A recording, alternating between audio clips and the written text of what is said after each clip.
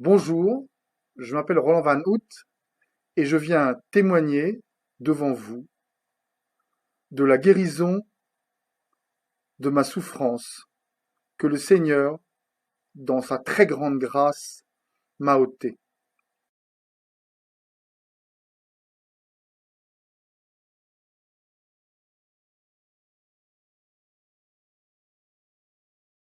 J'ai 53 ans. Pendant toutes ces années, j'ai été homosexuel et j'en ai beaucoup souffert.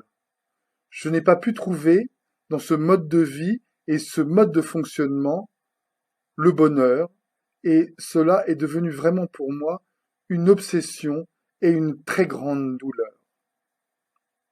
J'ai donc à 53 ans décidé de déposer mon bilan devant le Seigneur et de lui dire: Ô Seigneur, j'ai 53 ans et jusqu'à là, je n'ai pas réussi à me rendre heureux. Mais je sais, Seigneur, je sais que toi tu es tout-puissant et je sais que toi seul peux me rendre heureux sur le chemin que tu as prévu pour moi.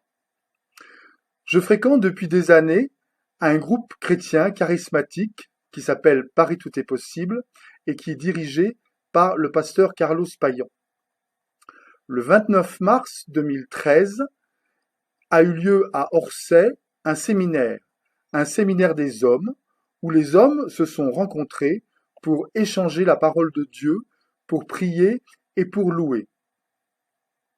Pendant un temps de louange, j'ai vraiment été assailli par cette douleur qui m'éloignait de Dieu, cette douleur qui me faisait souffrir, cette douleur que je ne supportais plus.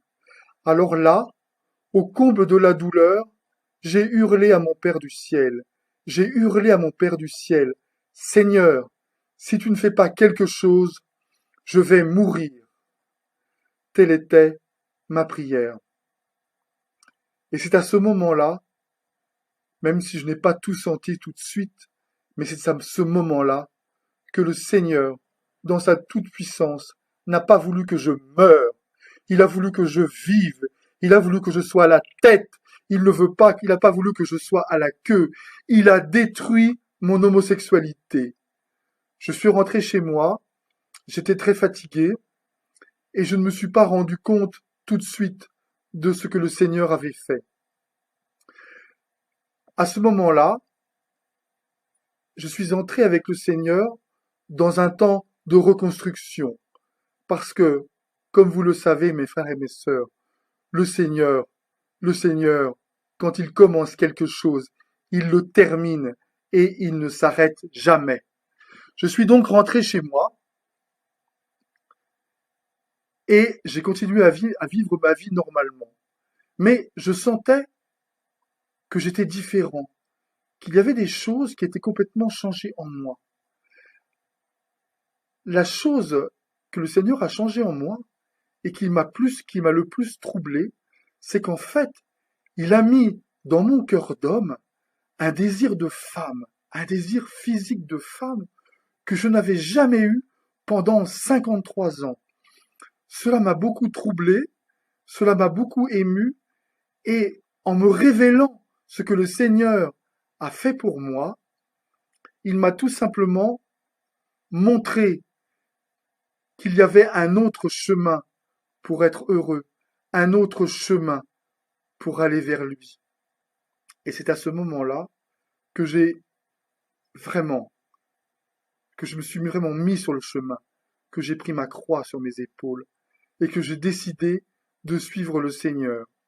Le Seigneur, notre Seigneur, qui est un Dieu de miracles, un Dieu de libération, un Dieu qui brise les chaînes. Il a brisé mes chaînes. Et pendant les 3 années qui se sont écoulées, car maintenant j'ai 56 ans, pendant ces 3 années, il m'a reconstruit, il m'a rebâti, il a arraché tout dans cette ancienne maison, le toit, les murs, les portes, jusqu'aux fondations. Il m'a montré le trou dans le sol. Et il m'a dit: voilà, Roland, maintenant, avec moi, tu vas rebâtir ta maison. Et le Seigneur m'a rebâti. Il a rebâti les fondations. Il a rebâti les murs. il a rebâti les fenêtres, il a rebâti les portes, et il a posé un toit sur ma maison. Il m'a rétabli dans mon identité en Christ, mon identité masculine, parce que le Seigneur m'a fait homme. C'est ça, mon identité en Christ. Donc, si le Seigneur m'a fait homme, il faut que j'agisse comme un homme. Et il m'a apporté tous les outils qui m'ont permis de me rebâtir, de me réaliser et d'être devant vous un homme heureux. Parce que moi, je n'ai pas réussi à me rendre heureux. Nous ne pouvons pas par nos propres forces y arriver. Il faut suivre le Seigneur. Il faut faire preuve d'humilité. Il faut se mettre à genoux devant lui et lui dire, Seigneur, me voici, que ta volonté soit faite sur ma vie, Seigneur. Je ne sais pas le chemin que je dois suivre. Je ne sais pas le chemin qui doit m'emmener au bonheur. Mais toi, Seigneur, toi, tu as fait mon cœur, tu as fait mon corps, tu as déposé en moi des dons. Donc toi, plus que tout autre, tu sais le chemin que je dois suivre pour me réaliser et pour être heureux. Voilà, mes frères, mes sœurs, je vous encourage vraiment à suivre le Seigneur, notre Dieu Adonai Elohim, parce que c'est un Dieu de miracles, parce que c'est un Dieu qui aime ses enfants, parce que c'est un Dieu qui fera tout pour nous mettre à la tête et non point à la queue. Je ne suis qu'un témoignage parmi tant d'autres, mais vraiment, pour tous ceux qui sont dans cette souffrance d'homosexualité, pour tous ceux qui entendent la voix, la petite voix du maudit, la petite voix de l'autre, qui leur dit « Mais c'est comme ça, reste comme ça, t'es bien comme ça, rien ne peut changer. » Eh bien, c'est faux, c'est faux. Ça, c'est la voix de Satan, la voix de celui qui veut nous mettre plus bas que terre, la voix de celui qui veut nous démolir, qui veut démolir cette magnifique image que nous avons en nous et sur nous. Parce que mes frères, mes sœurs, nous sommes à l'image de Dieu, nous sommes à l'image de notre Créateur. Et ça, Satan ne le supporte pas. Pour tous les gens qui sont dans l'homosexualité, qui ressentent cette homosexualité comme une souffrance qui les empêche de vivre, qui les empêche d'être heureux, eh bien, mon témoignage d'aujourd'hui, je vous le porte, mes frères, je vous le porte, mes sœurs. Oui, vous pouvez être heureux. Oui, vous avez droit au bonheur. Et un seul peut vous donner ce bonheur. Et ce bonheur, c'est Dieu, c'est Adonai Elohim, c'est le Dieu d'Isaac, d'Abraham et de Jacob. N'écoutez pas la voix de l'autre qui vous dit que c'est terminé, que c'est fini, qu'il n'y a plus d'espoir. C'est un menteur. Satan est le père du mensonge. Moi aussi, pendant 35 ans où j'ai vécu cette homosexualité qui a été une grande souffrance, pendant 35 ans, j'ai écouté cette voix et je me suis contenté de peu. Mes frères, mes sœurs, que sommes-nous? Nous sommes fils et filles du roi. Donc, en cela, nous ne pouvons pas nous contenter de peu. Nous allons nous contenter du meilleur. Et le meilleur, un seul peut nous apporter le meilleur de nous-mêmes. Un seul nous connaît. Un seul sait combien nous avons de cheveux plantés sur notre tête. Et ce seul, c'est lui, Adonai Elohim, notre Père céleste, notre Père qui nous guérit de toutes nos souffrances. À vous tous qui êtes dans la souffrance, quelle que soit votre souffrance, ne pensez pas que cette souffrance est une fatalité. Ne pensez pas que contre cette souffrance, on ne peut rien. C'est faux. C'est la voix de l'autre. C'est la voix du mensonge. On peut quelque chose.